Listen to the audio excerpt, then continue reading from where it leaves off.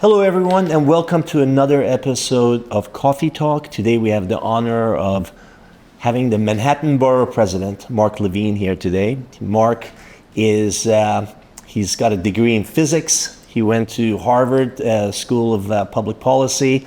He would have made a great pharma lobbyist, but he chose to serve his community and come to New York, be a teacher, middle school teacher, and he's doing the exact trajectory that you expect, with a public servant, teacher, and then he became a city council person, and now he's the Manhattan Borough President. New York City is such a vast, wonderful place that each borough has its own president. And the most gorgeous of them all is Manhattan, and Mark represents that borough as president. Mark, thank you so much for being here today. Thank you, Amir. I'm very excited to be here. Well, let's get right into it. So you're on this trajectory right now, right? So you're the Manhattan Borough President, you were a city council member. Do you want to be mayor? Well, I have a great job as Borough President. I'm loving it. But this may be a very exciting election year in 2025. There could be a reshuffling in city government. And since I think this is going to be airing far enough in the future, I can say that I will be running to be the next New York City Comptroller. Congratulations. And who else who's running against you? One or two candidates that are semi-declared right now, so I'll let them do their own talking. That should remain nameless. I'm going to be honest with you without being disrespectful. I've been in the city for 26 years. I never know who my borough president is. But during COVID, I became very familiar with you because you were so savvy with your social media posts, and you were out there, you were out and about, you were communicating to the community, and you used the social media platform to really put your message out there. And now we're years past COVID, but you use that same platform to get your housing sort of messaging out to the people. And what made you such a sort of a housing advocate? Well, we're in the middle of housing affordability emergency, probably the worst New York City's ever faced. I feel like we always say that, though. Objectively, rents are over $5,000 a month on average in market rate apartments in Manhattan. That's unprecedented territory for us. And it's simply because we aren't building enough of any kind of housing at any level. And the result is an intense competition for the units that do open up. Right. Even on rental units, we're seeing bidding wars, which is unprecedented. And the people who lose are working class New Yorkers, people who are struggling, and it's contributing to our homeless crisis. It's even a challenge for working class people. A bus driver can't afford Manhattan rents anymore. But do you feel like this is a result of bad policy from the city council? Because a lot of the policies they put into place pretty much put housing at a standstill, right? Like nobody wanted to build anything because they took away 421A and they took away all the stuff that, incentivized people to build, and that stuff doesn't exist. And now we're like in the last year and a half or so, there's almost like zero building in the city. I mean, there's blame to go around.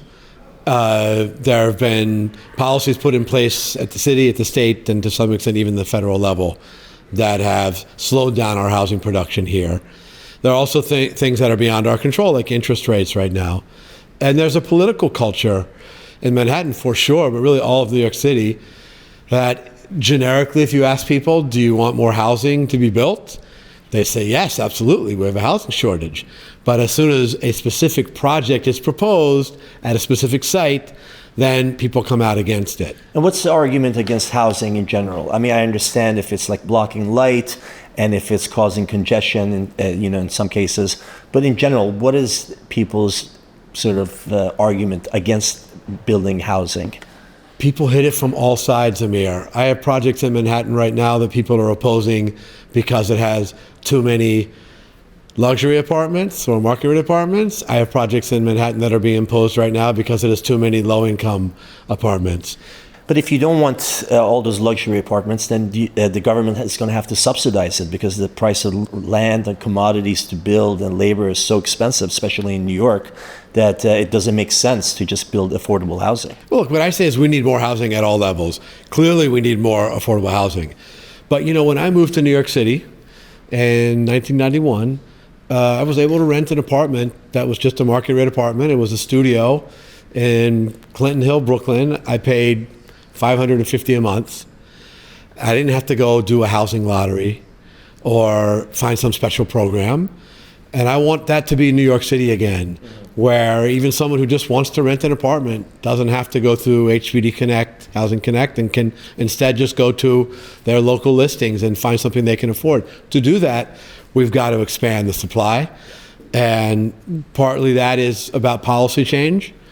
Some of that change has to come from the state. Some has to come from City Council, from New York City government. I'm very involved on the city stuff because I am a part of city government. Yeah. We have a proposal right now from Mayor Adams called City of Yes for housing opportunity that I think would create a lot of housing. Estimates are as much as 100,000. I'm really proud that we were able to help shepherd this through community boards and Manhattan Borough Board. It was approved by a majority of community boards in Manhattan, which is very rare. Do you feel like there's a shift in just policy and people feeling like the past policies and the past decisions has caused this sort of shortage of housing and caused housing prices to go up and rental prices to go up, and now they're shifting and changing their attitude towards building and developers and what they need and what they can provide for them? I think we are in the middle of a dramatic change in the politics of housing, particularly driven by young people, let's say under 35, who are themselves looking for homes. And they have a very specific perspective. It's very personal for them. I mentioned that I appoint community board members. And we have seen a real change in how newer community board members, particularly those who are young enough to be looking for housing, think about these issues. And they're just much more likely to prioritize creating more housing. And it's partly why we've seen a big change in how this current rezoning was presented, City of Yes, which was approved by most community boards in Manhattan, compared to the last major zoning package about a decade ago, which was MIH-ZQA, mandatory inclusionary housing. Yeah. That was rejected by almost all community boards, and that is a marker at how far the debate has moved. So I am optimistic that we're going to get policy change to match that, but it's still a fight. I feel like there was this sort of antagonistic view of builders and developers from policymakers. And you sort of stood out, and you're sort of very pro-housing. You do your own studies. You did the studies of all the development sites. How do your sort of, your sort of compatriots in the, in city council and other places view you? Do they say that you're in the pocket of real estate, or how do they approach you about that? I think that I have helped to create a safe space for people to step out. Because if they see a borough president does it and gets positive feedback, then they'll feel that they can do the same. We came out very early for one key component of the City of Yes zoning package. It's called Universal Affordability Preference, or UAP, and it would give a 20% floor area bonus in any dense residential neighborhoods, which is most of Manhattan, as long as that is just for affordable apartments. But we talked about this before, actually. So you're saying that you could add another 20% on top. Yeah. But it has to be 100% affordable housing. But then that goes back to the problem of, like, how do I build if it's going to be affordable housing? Yes. Why would I build if it's going to be affordable housing? It only makes sense if it's 80-20, which means 80 market and then 20%. Right. So if you're suggesting that it's 100% affordable, how would that work? No, only the marginal additional floor area. So if you're getting a 20% bonus. Oh, that goes into the entire mix. Yes, so you get 20% more as of right. Yeah. And that would then have to be affordability. So this is not requiring a rezoning like MAH did. This is, as of right, you get a 20% floor area bonus, and it pairs very well with 485X, which is the successor to 421A. So that I think those two combined could really supercharge housing production in Manhattan. But on the politics of it, just want to mention that to call for an as-of-right addition of 20% additional floor area in Manhattan historically has been kind of dicey politics. Yeah. And so I came out very early for that. I made an announcement. We did a big press conference several months ago. Yeah. And I was really pleasantly surprised, Amir. We got a whole slew of city council members and state officials who came and stood with us. And I'd like to think that the fact that the borough president was stepping up made it easier for others to do it. And at the end of the day, community boards have responded pretty well to that provision, which you would have expected to be the one that would have created the greatest backlash. Give us a sort of a scope of the Manhattan Borough's president. Where do your powers begin and where do they end? You were mentioning that you're, the de facto board member of the zoning board, and give us some of the other stuff that you're in charge of. Well, we have 4 areas of real significant powers. The most important is land use, shaping the built environment. Every ULURP goes through my office. Because I appoint and manage the community boards or oversee them. Extremely important for developers and the real estate community. Community boards, yes, and the land use process in general. Also, I have a seat on the city plan or an appointment to the city planning commission, and we can impact housing policy in other ways. But really, it's the land use rules that drive this, and so that's my number one power. Secondly, I can introduce legislation in the city council that could touch upon housing. I don't vote in the council, but I can introduce bills there. I also have my own capital money that I can dispense for renovating parks, libraries, affordable housing, schools, museums. And finally, I have over 1,000 appointments. Everything from parks conservancies, business improvement districts, the city's economic development corporation. And how do you go? That seems like it should take half a year to. It is an enormous amount of work to recruit and select and support so many great appointments. Is there a list of people who are vying for these jobs, or do you have to go out and find people for these positions? Well, for community boards, which is the bulk of it, because we have 600 members in the 12 Manhattan community boards, we do a full-blown outreach campaign. We actually run ads on the Wi-Fi kiosks, the things you see next to the bus stops, saying apply to your community board. We've done some quirky ads there. I speak around the borough community organizations, and we're getting close to 1,000 appointments a year. That's amazing. And we'll be starting a new round come November, December. So we're always looking for more applicants. You guys should advertise that in The Real Deal. We really should, Amir. Yeah, right, there's a lot of local that. people here. Yeah. But, speaking of the Wi-Fi things, it reminded me of, every time I walk by one of those, there's like 3 homeless people around them. There's obviously the migrant situation has taken a major toll on the city. The ADRs for hotels are at an all-time high, but yet the hotel owners are are struggling because they're dealing with the interest rates. But the housing, we have trouble for housing for New Yorkers, but now you have to place all these sort of migrants who've landed here in New York. How do you deal with that? Because a big portion of them are here in Manhattan. Yes. Well, first I want to say that I've actually met many of the migrants and met many of the families, and I'm really quite inspired by them. They always ask me one question: how can I work? They're incredibly driven to get a job, to pay their way, to pay taxes. I hear this constantly, and now more and more are getting permits to work.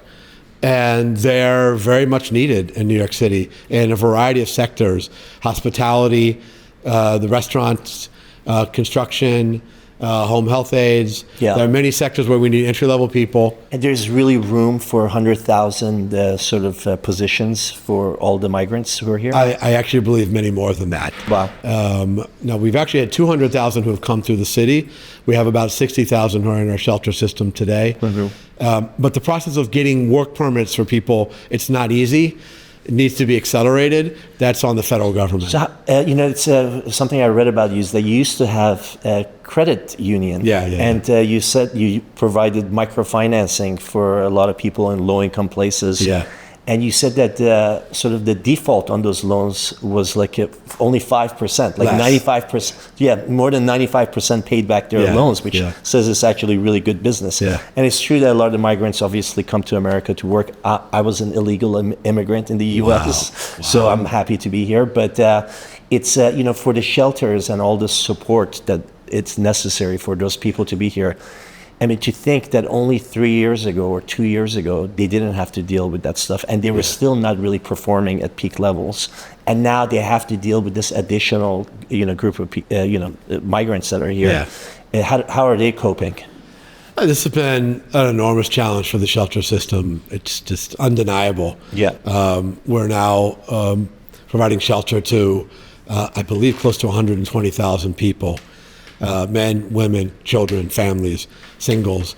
and it's required a real expansion of the system. We've had to do things quickly, like turn vacant hotels into shelters. Yep. In extreme cases, we even had to set up tents. There's a very large one on Randall's Island, and this has been challenging. As we're recording now, yesterday there was a shooting, and a fatal shooting on Randall's Island outside of the tent being used to shelter some of the migrants. So this is not easy, and some of the gangs are now preying upon particularly the young single men. So we have safety issues there. Look, it's not sustainable long term. In the short term, I am very proud that New York City stepped up. I have total confidence that these new arrivals are going to be great for us, great for our economy, and much more. But we do need, as you've been hearing all of us say for the last 2 years, we need more help from the federal government to manage this.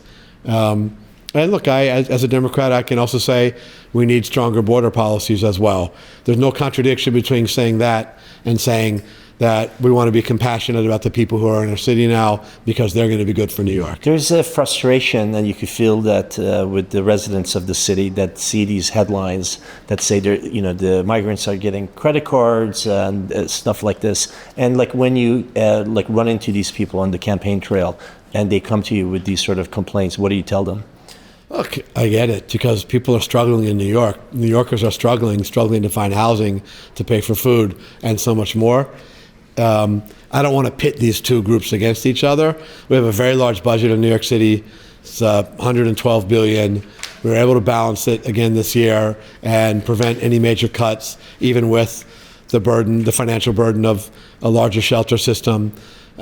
We need to do more to create housing for people who need it. We need to do more to help people access food who need it, to help people access education and childcare and so much more. We have to do all of it. I don't think we should pit groups against each other. Yeah, that's a good approach, not to do that. There are several proposals for casinos here in Manhattan. How do you feel about casinos in the city?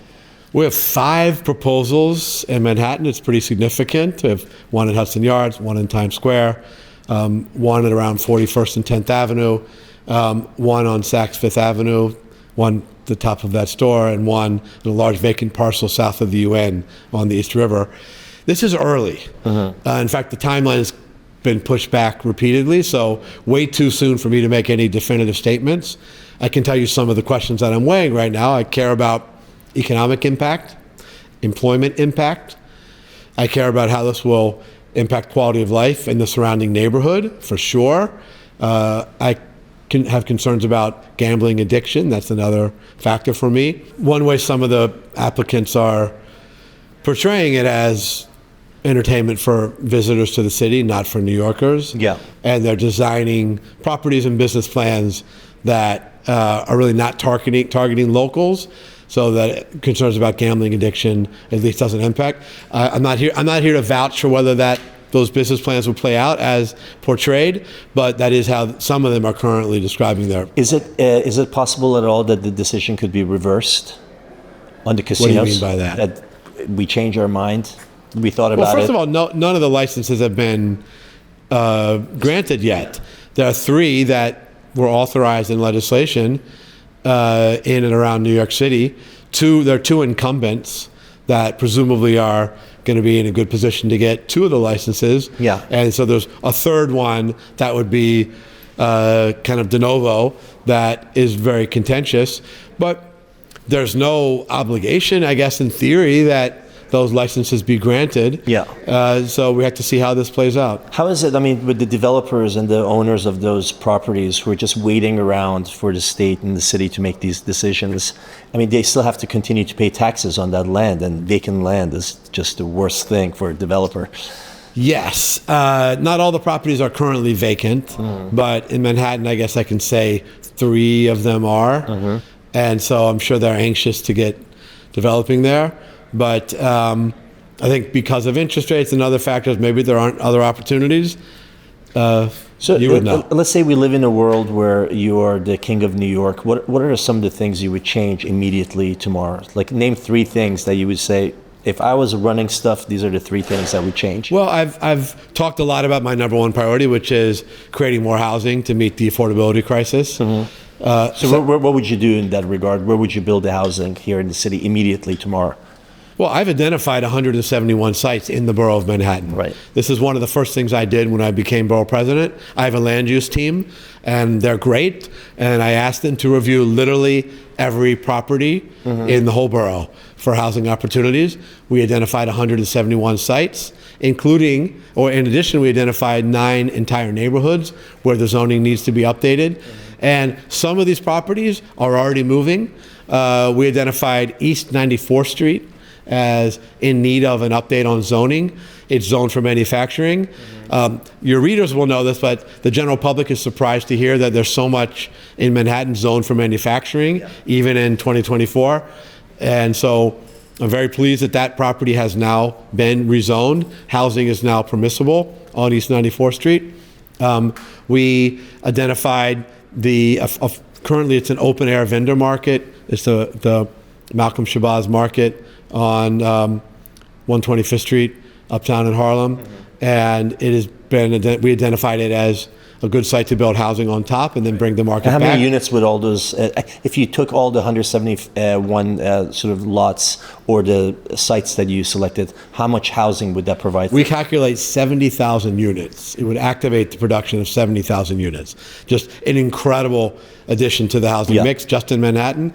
And that just using existing programs without putting anything new in the mix to subsidize, about 30,000 would be affordable because of things like MIH and city-owned properties where you can get 100% affordable. So huge potential there. But I want to tell you, Amir, that all of these require a little bit of a political push. Right? They haven't happened for a reason. Maybe it's a rezoning. Maybe it's owned by a city agency and we got to push the city agency to relinquish it. Maybe there's some neighbors who are pushing back on it, so we have to overcome that. These are often tough fights, but the future of New York City is on the line, and I am all in to make sure we address this crisis. As somebody who's been in politics for as long as you have, I'm just always so blown away by the fact that, in 2024, to this day, the person with the most amount of money tends to win the campaigns. Why is it that money is still such a big influence, in U.S. government, from city to all the way up to the federal government? Well, it's sort of expensive to run campaigns, especially in places like Manhattan and New York City, because we have so many voters to reach. New York City elections have been reformed. There's a very forward-thinking campaign finance program, which limits the size of contributions and gives an 8-to-1 match on small dollar contributions. So it has really empowered regular New Yorkers to participate in campaign finance.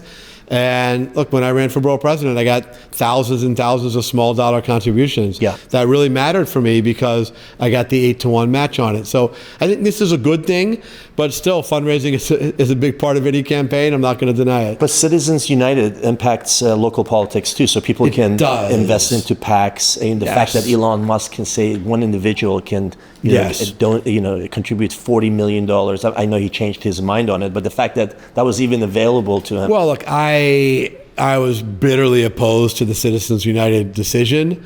I think it was undermining of really good campaign finance at the federal level. It just destroyed. There's no point of the campaign finance anymore because one person can start a PAC and put as much money as they want in there. And that is true in New York City as well. It's also changed the character of elections here. Maybe we'll get a better Supreme Court that will rein that in. Well, Mark, thank you so much for being here today. This was It's a real pleasure, Amir. Thank you for having me. Thanks, everyone. Tune in next time.